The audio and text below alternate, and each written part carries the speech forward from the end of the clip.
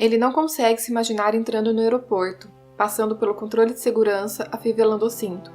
Essa sequência de eventos parece inviável, em contradição com as leis naturais. Para ele, é tão possível pegar um avião quanto bater os braços e sair voando do parquinho.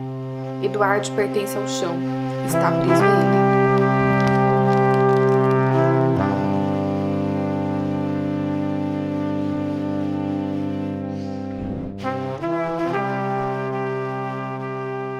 Hoje eu vim falar com vocês sobre Querido Edward, escrito pela Ana Napolitano.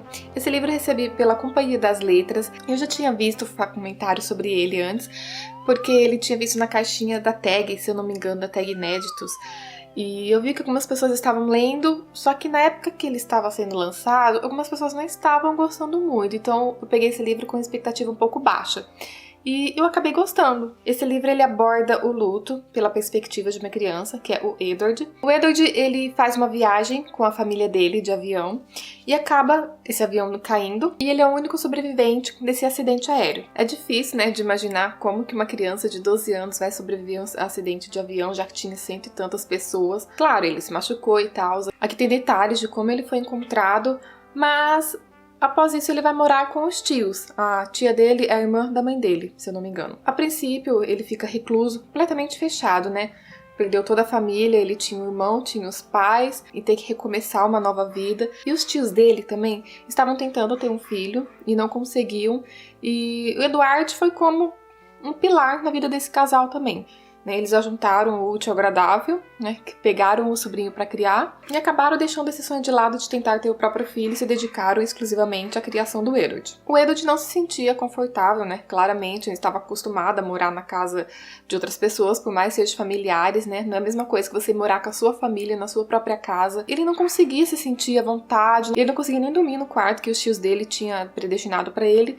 Ele acabou fazendo uma amizade com a vizinha, que é a Shai, é uma menina próxima da idade dele, e ele começou a dormir na casa dessa vizinha toda noite, até neles ficarem adolescentes e ter que parar com isso, porque vocês sabem, né, já não tem mais aquela ingenuidade de criança, mas enfim. Essa menina foi um arranque na vida do Edward, ajudou ele a passar por esse luto, né, não esquecer, porque é impossível esquecer essa perca, mas ajudou ele, né, a viver cada dia. E com o tempo que sucedeu esse acidente, começou a surgir familiares das pessoas que estavam no avião com o Edward, procurando para saber se ele lembrava de seu familiar que estava no avião. Ele era visto como a esperança que restou daquele acidente. Então as pessoas queriam, né, ter contato com ele, instigavam ele, ó, viva pela pessoa da minha família que morreu, viva por ele, dê valor porque você está vivo. E algumas pessoas o bonificavam também por causa disso. A princípio, o Edward ficou até um pouco assim, eu tenho que viver a minha vida, não dá pra me viver a vida de todas as pessoas que morreram, eu tenho meus sonhos.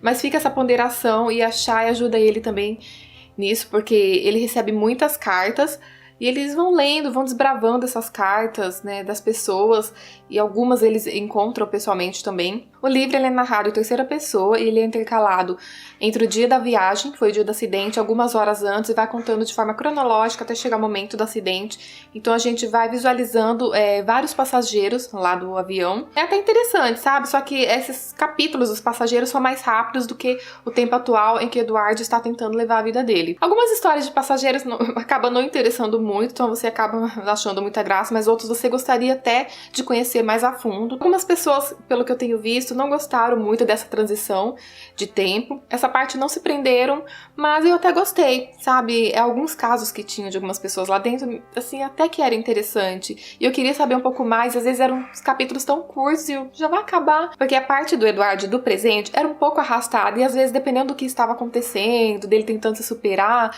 acabava sendo um pouco monótono. E as partes dos passageiros no passado eram capítulos e trechos mais curtos, então o livro fluía mais. Mesmo assim, eu gostei desses saltos de tempo e na medida que eu ia avançando no livro, eu ficava ansiosa porque eu sabia que o momento estava chegando e eu ficava tensa porque eu queria saber, né, o que causou o acidente e como seria a reação das pessoas quando visse que o avião ia cair, eles não teriam pra onde correr. Gente, na medida que foi avançando pro final, meu coração começou a palpitar, assim, de nervoso, eu comecei a ficar nervosa, e o Edward com a família dele no avião, e as histórias das outras pessoas, você acaba criando uma afinidade com as pessoas, com a vida delas. Ele é um livro emocionante, mas ele não é pesado, tá? Dá pra você ler de boa. Ele tem uma carga, assim, monótona, melancólica, triste, devido à temática do luto, de perdas familiares, de acidentes, né? E pra escrever essa história, a autora se baseou em 2 acidentes que ocorriam na vida real, 2 acidentes aéreos.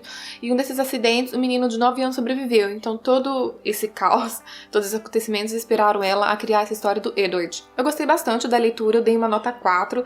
Alguns momentos é um pouquinho monótono, tá? Que às vezes não acontece muita coisa, a gente acompanha a rotina do Edward tentando se recuperar, tentando passar por essa dor diariamente. Mas vale muito sim a pena a leitura para quem gosta desses livros mais densos, com temáticas de luto. E o livro ele não fica com aquela imposição de você tem que enfrentar e sabe, aquela coisa de frases feitas, não. Ele mostra a luta diária de um menino que perdeu os pais, perdeu o irmão, que ele admirava bastante, tentando conviver com aquilo, tentando conviver com a dor, tentando se entrosar com outras pessoas, mesmo que esteja difícil, tentando se abrir, muito com a ajuda da Shai, da amiguinha dele. E fica essa indicação aqui pra vocês. Eu vou deixar o link de compras aqui caso vocês tenham se interessado. Também vou deixar minhas redes sociais pra vocês me seguirem por lá pra saber o que eu estou lendo, pra gente conversar sobre as leituras minhas, de vocês, pra combinar leituras conjuntas, enfim. E eu quero saber se vocês já leram ou ficaram com curiosidade de ler esse livro, se vocês têm interesse por essa temática. Enfim, aguardo vocês pra conversar aqui embaixo e até o próximo vídeo.